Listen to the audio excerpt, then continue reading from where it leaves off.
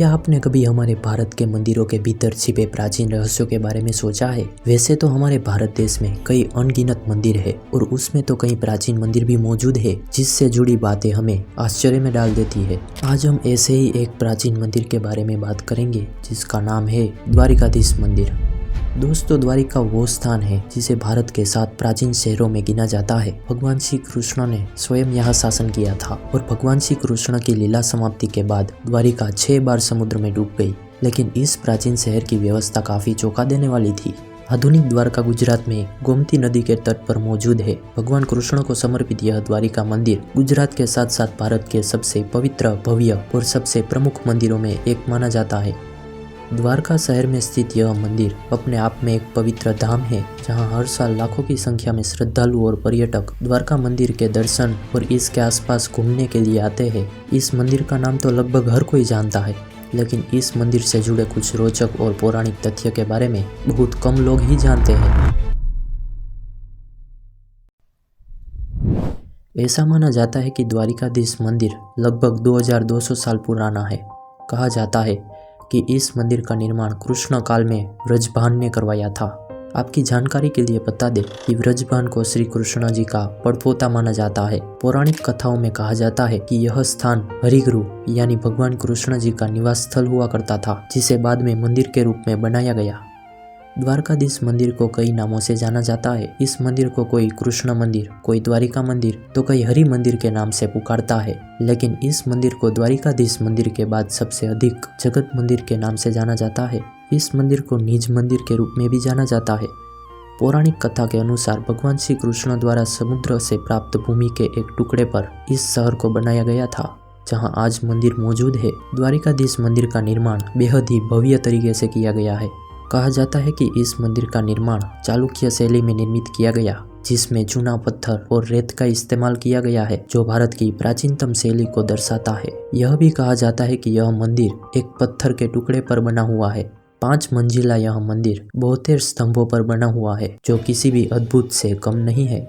इस मंदिर में चोटी पर एक ध्वज लहराता है, जिसे भक्त सूर्य और चंद्रमा का प्रतीक मानते हैं। कहा जाता है कि इस ध्वज की ऊंचाई लगभग 75 फीट है। यह भी कहा जाता है कि मंदिर के ध्वज को दिन भर में कम से कम 5 बार बदला जाता है, लेकिन प्रतीक वही रहता है। लोगों का मानना है कि यह प्रतीक भगवान श्री कृष्ण जी का है और इसलिए जब भी ध्वज को नीचे उतारा जाता है तो भक्त उसे छूने के लिए उत्साहित रहते हैं।